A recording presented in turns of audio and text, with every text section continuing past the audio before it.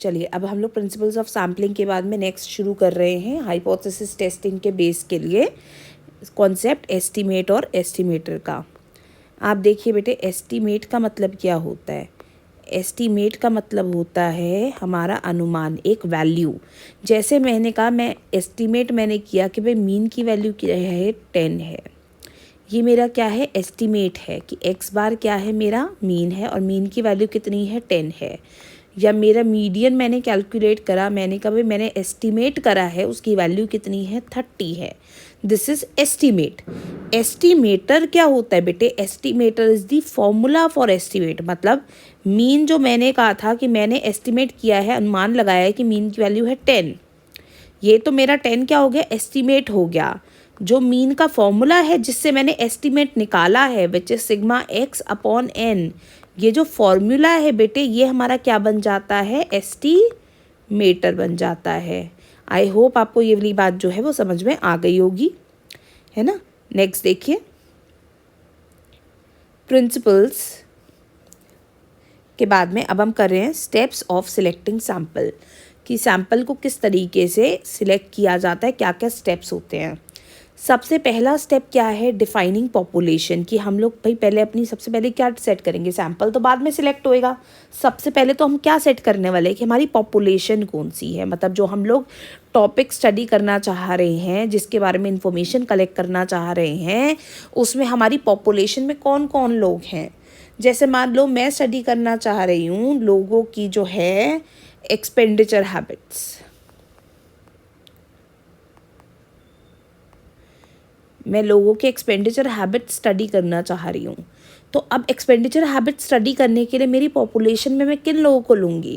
भाई पॉपुलेशन के अंदर मैं सभी लोगों को ले सकती हूँ, सारे के सारे जो लोग हैं, मैन को भी ले सकती हूँ, विमेन को भी ले सकती हूँ मैं, है ना। मैं बच्चों को भी ले सकती हूँ, मैं चिल्ड्रन को भी ले सकती हूँ, मैं सबको, ये सारे के सारे मेरे क्या बन गए, पॉपुलेशन बन गए। ठीक है, इसके बाद हम क्या करेंगे, अपना सैम्पलिंग फ्रेम सेट करेंगे।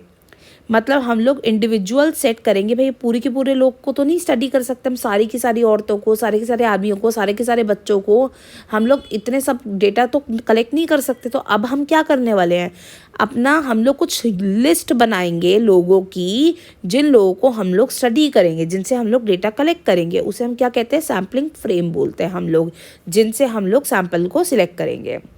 अब मैंने भाई लिस्ट बना ली कि मैं आदमियों को, औरतों को, बच्चों को स्टडी करूँगी, इन स्टेट्स के लोगों को, इन स्टेट से इन सिटीज़ के लोगों को मैं स्टडी करूँगी। ठीक है, उसके बाद अब मैं क्या करूँगी, भाई मैंने अब ये तो कर दिया कि इन स्टेट से, इन सिटी से, ऐसे ऐसे मैं लोगों को स्टडी करने वाली हूँ। मैंने सैम्पलिंग फ्रेम सेट कर लिया। फिर मैं यहाँ क्या कर रही हूँ, मैं डिटरमाइन कर रही हूँ कि सैम्पल साइज़ क्या होगा। कि भाई स्टेट की अगर मैं बात करूँ, यूपी की बात करूँ मैं, या मैं बिहार की यहाँ पर बात कर लूँ, या मैं हरियाणा की बात कर लूँ, भाई उसमें तो बहुत सारे लोग हैं, बहुत सारे आदमी हैं, बहुत सारी औरतें हैं, बहुत सारे बच्चे हैं। मैं कितने लोगों को स्टडी करूँगी, अब वो तो हमें सिलेक्ट करना पड़ेगा ना, क्योंकि तो बहुत सारा लोग हो जाएंगे। तो मैंने यहाँ पे एक अमाउंट फिक्स कर दिया कि भाई मैं 20 लोग हरियाणा की स्टडी करूँगी, 20 यूपी के, 20 बिहार के। मैंने इस तरीके से यहाँ पर मैंने सैम्पल साइज़ अपना फिक्स कर लिया। अब सैम्पल साइज़ फिक्स कर दिया जी, 20-20 लोगों को मैं स्टडी करूँगी। सैम्पल साइज़ फिक्स करने के बाद अब सैम्पल कलेक्ट तो करना है। अब सैम्पल कलेक्ट करने का क्या मेथड होना चाहिए बेटे, वो ऑलरेडी मैं आपको पिछले वाली क्लास में कराई चुकी हूँ, है ना। क्या मेथड होना चाहिए, रैंडम सैम्पलिंग होना चाहिए, नॉन रैंडम होना चाहिए। रैंडम में भी अलग अलग टाइप्स हम लोगों ने किए थे, आपको याद आ रहा होगा, स्ट्रैटिफाइड कर लिया था हमने, सिस्टमैटिक किया था हम लोगों ने, है ना, क्लस्टर सैम्पलिंग किया था, मल्टी स्टेज किया था, simple random sampling with replacement, without replacement.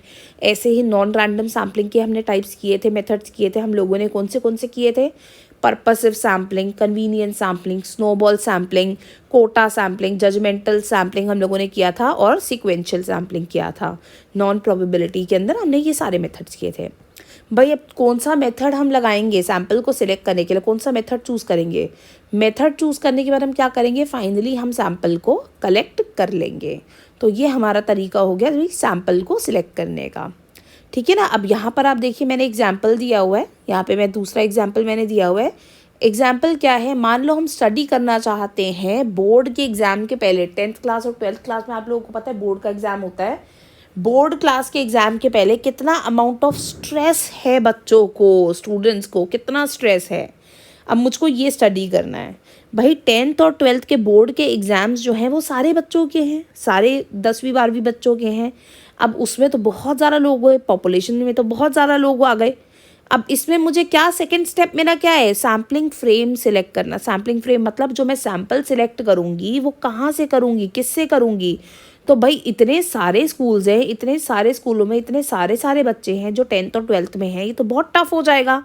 तो मैंने क्या कहा जी, मैंने कहा मैं एक काम करती हूँ, 20 to 30 स्कूल्स को मैं सिलेक्ट कर लूँगी।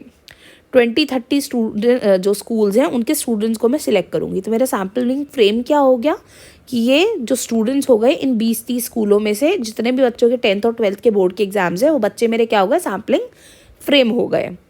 अब मैंने कहा इन 20-30 स्कूल जो हैं इनमें तो बहुत सारे बच्चे हैं जिनके 10th और 12th के एग्ज़ाम्स हैं। तो मैंने कहा अब इतने सारे बच्चों को सिलेक्ट करना तो बहुत ज़्यादा टफ हो जाएगा। तो फिर मैंने क्या किया, मैंने कहा कि भाई मेरे को 20-30 स्कूलों को सिलेक्ट करना है, उनके बच्चों को सिलेक्ट करना है। तो अब 20-30 स्कूल तो हो गए, बट उसमें से मैं कितने बच्चों को सिलेक्ट कर लूँगी। तो अब मैंने उसके अंदर मैं चली गई नेक्स्ट स्टेप के ऊपर, सैम्पल साइज़ के ऊपर। तो सैम्पल साइज़ में यहाँ पर क्या है, मैंने सैम्पल साइज़ सिलेक्ट कर लिया कि भाई मैं सिर्फ 100 बच्चों को सिलेक्ट करूँगी, 100 students, but more the sample size more the reliability.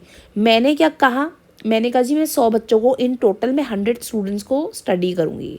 ये जो 20-30 स्कूल्स हैं ना, इसमें तो बहुत सारे बच्चे होंगे। एक एक स्कूल की अगर मैं बात करूँ, एक एक सेक्शन की बात करूँ, भाई एक एक सेक्शन में 40-50 बच्चा बैठा होता है, तो ऐसे तो बहुत सारे बच्चे हो जाएंगे, राइट। तो मैंने कहा इन 20-30 स्कूल से मुझे बच्चे तो सिलेक्ट कर दिए, बट इन 20-30 स्कूल से मैं टोटल जो बच्चे सिलेक्ट करूँगी वो करूँगी 100 स्टूडेंट्स।